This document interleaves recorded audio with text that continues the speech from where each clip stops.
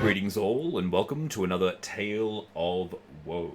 I am your storyteller Tim, and today we'll be continuing our tale of the beginning. In the last episode, the party managed to find out that they had pissed off the Grand Duke Moloch, and his vengeance was going to be descending upon them. But as he left them to ponder their upcoming fate, the party noticed a shooting star descending from the night sky. And so, with nothing else really to do, they decided that they should investigate. And as they were starting to head off in that direction, it wasn't too long. It was probably a couple of hours, because they saw where it impacted, they saw the flash on the horizon. So they were heading off in that direction. But as they were coming in the opposite direction after a few hours, they see a shambling body, limping and injured, and being wary of what they had just dealt with, they approached it rather cautiously and found that what was approaching them was a injured celestial being, an angel, essentially. This creature had burns all over its body. One of its wings had been completely sheared away, and when it sees them, it goes, "Finally, I've found you. Do you have any idea what problems you have caused? How much power it took me to get through here, to get to you? You have to fix this." This character was an avatar of the god of justice, the person or the god that had planned for the competition, as it were, to see who could guard the stone. Just a reminder for those of you that may have forgotten, when the stone was first created, or after the world had been created with the stone, in order to prevent any one god from possessing it, they decided that they should have a competition to see who can claim the stone for themselves. And none of the gods were able to claim it. The god of justice had the idea that everyone should send their champions. A human by the name of Elaine showed up and said, "I serve no god, but I am the best of man." And his people managed to secure the stone, and so that was the way that the stone had been secured for all of this time. So the god of justice, his plans having gone slightly awry, his avatar had managed to muster up as much potential energy as he possibly could to break through. Not so much break through, actually travel the incredible actual distance from the outer planes to the actual prime material plane. I know that's not really how it worked, but whatever. And so this angel had fallen to Earth and was delivering to them the message, telling them that they had well and truly fucked up. If the attack by Moloch didn't make it obvious, then this was just flat out telling them that they've screwed up. They need to go and get that stone back. With that knowledge now in hand, they ask, "Well, what is it that we need to do?" He goes, "What about the Tarrasque? We need to stop the Tarrasque." And this angel creature, it's very much out of itself at the moment, sort of delirious, but explains to them that it was originally when the way that the Tarrasque was captured originally was by a group of people with several different items. One of them was the Wagon of MacGuffin. It was they had to create an item called the Chariot of the Gods, or the Vehicle of the God, the Deus Ex, literally, which consisted of the Wagon of MacGuffin, which was the wagon that they had already, the Staff of Light, the Shield of Torm, and the Mount of Lathander. These were the items that, when combined together, created the Deus Ex, which was the vehicle that had been created to defeat the Tarrasque the first time and secure it in its underground prison before Moloch decided to smash the lock, as it were. So that being the case, they needed to secure these items, but not really being able to dimensional travel and bounce about the place. They didn't know how they were going to do that. And this being informs them that the reason that the castle was able to teleport around was a device that was fitted into it known as the World Engine. Now, the World Engine was literally just a globe, like an actual globe map of the world, but with a little pointer, and whatever it was fixed into, if you move the pointer to that position, it would teleport to that location. This item being so magically powerful that, you know, even falling from the height that it did, it would still have survived. So the party make their way back to the crash site of Castle Peshor. And they find, once they get there, it took them a while to get back there, a couple of days at least from the position. They managed. They discovered that in 3 years since they've been locked away, that the entire crash site has actually become a dig site. It looks like people have found it and they've actually been mining it. There's actually like tunnels and all sorts of encamping equipment. But the site seems have been abandoned for, you know, absolutely ages. And they were actually able to also, as they were following down the road, they were noticing more destruction points of the Tarrasques. It looks like it made its way straight past this area and even went as so far as to Waterdeep. But the party was going to go to Waterdeep initially, but decided not to because bigger problems. Anyway, so they made their way to the crash site of the castle, and they find that, as it has already been dug up, they make their way inside, and they find that the place is again filled with ghosts, and these appear to be the ghosts of the miners.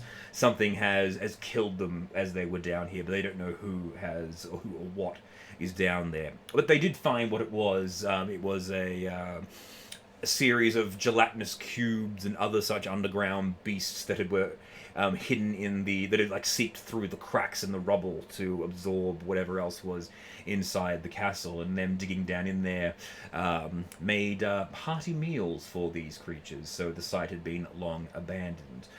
But while underground, they managed to discover a chamber that had actually been bored out. And inside the chamber, they heard the voice of what they thought was originally Rick, but then remembered that it was actually his twin brother by the original Mad King, who had somehow survived the crash of his castle, but he was turning over every rock, trying to find, like picking up the stones, going, no, that's not the stone, that's not the stone, that's not the stone. Desperately looking for the stone because this is his charge. He's been, made completely insane by Rictavio, but he still knows that he needs to find and protect the stone. And the room where he has situated himself has, luckily for them, the World Engine. They make their way to him and didn't manage to make him angry, which I actually congratulated them for, because this group generally would just charge in and go straight for the fighting aspect of it. But in this case, they actually calmed themselves down enough, or calmed the king down enough to talk to him, even in his maddened state, and convince him that they were not a threat and that they were going to get him his stone back, which he was most gracious for, and allowed them to take the World Engine out of the crashed ruins of his castle. Once they brought it back up to the wagon literally just like they were trying to work out how to get it into the wagon. They put it inside the wagon. They said, well, how do we hook this thing up? And the World Engine itself actually wired itself in to the wagon. Like I describe how it begins to form into the ground, and a few wires actually extend from the roof and fit into it, and then the whole thing begins to glow, and the pointer on the top, which allows you to position the teleportation, changed from an image of the castle to a picture of their wagon. So it had essentially attuned itself to the wagon, and so what I'd basically given them at this stage was a TARDIS that allowed them to teleport anywhere that they wanted on the planet. And the angel places his hand upon the World Engine and the locations of all of the different items ping on the map, so they now know where they need to go. It isn't like a precise; it's in the general vicinity. So if they can just teleport to one location, and then they'll be able to go for the quest to find the specific items. And it was at this stage the angel informs them, or at least they mention that they're probably not ready for this kind of thing, in which they need to level themselves up, or need to have a bit of a power boost before they're able to go on this mission. And so the angel says that it can be done, but it will require great sacrifice from all involved. Now, I should also mention at this point that we added an additional player into the group. Because we had the NPC of Jack, I didn't really want to have to play Jack, but I had a friend who had been part of the game that Zem the Digger was in, that one game that I managed to get into before he died. But when that game fell apart, he was really wanting to play the game as well, but there was no other games happening in town. So because I knew he was really jonesing to get into a group, I invited him into our group to play the character of Jack. So Jack of Hearts now had a player. This is also a way to get him up to the same level as the rest of the group, because he was only level 4 at this stage. So this ceremony, like I said, required great sacrifice from everyone. It would take an hour of them sitting around the campfire while the angel performed this ceremony, but everyone had to give up an item that means something to them, and the greater the sacrifice, the greater the chance of the ceremony succeeding would be. Wallflower gave up her mother's ocarina, the only element of her mother or item from her mother that she's had since her childhood. So that was a pretty big one. Selena gave up the tome that was given to her by her patron, essentially her spell book. She gave up all of the spells and everything that she had learned from her patron in order to gain the necessary abilities to complete this task, which I thought was pretty damn awesome. Nuru gave up her mother's scrying orb, as that was the only item that she really had. Again, the only sort of element of her parents that she had left over, so she took the orb, added in there. Jack, because he was literally a newborn child, gave up his sword, because that was like the only... These were literally the things that he was brought into existence with, so everything had an equal level of meaning to him, I suppose. So he gave up his sword, and gave up his tabard, because he had the crest of this horned rat that was printed on his overclothes of his armor, which was the representation of his clan. Now, the thing about Give was that he was a mercenary for hire, but he was a mercenary that was all about contracts and loyalty. For him, the clan was everything, and you don't mess with the clan. You follow the rule of the clan, and if you have a contract, you must complete the contract. So giving up the last vestiges of his former profession, since they were all dead, was also a pretty big sacrifice for him. So with everyone giving up a relevant item, the angel takes the items and places them in the center and begins doing the chanting. And then I describe how as the chanting reaches a crescendo, it pulls a blade from its belt, stabs itself in the stomach, and literally pours out its own blood and intestines out all over these items. The items then are engulfed in light, and there's a massive ball of energy, and it shoots out and enters every single one of them, knocking them on their asses. And then when they wake up, they've all achieved level 12.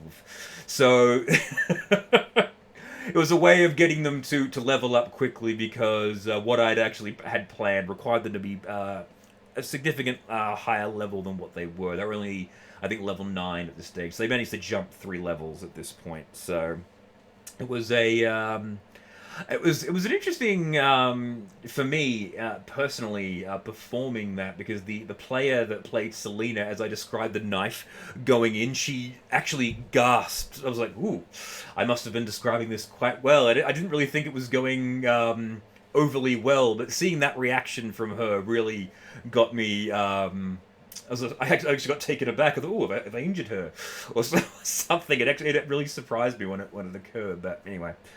And so, after the ceremony had been completed, they were now resolved to go out and attempt to save the world from the problems that they had wrought upon it. They needed to find these items, put the Tarrasque back in its hole, and then find the stone and put that back where it belongs somehow, if they are able. And there was a third problem that they had to deal with that they hadn't quite noticed yet, but I'll get to that as that point in the story occurs. And we'll discuss the next place where they teleport in the next tale.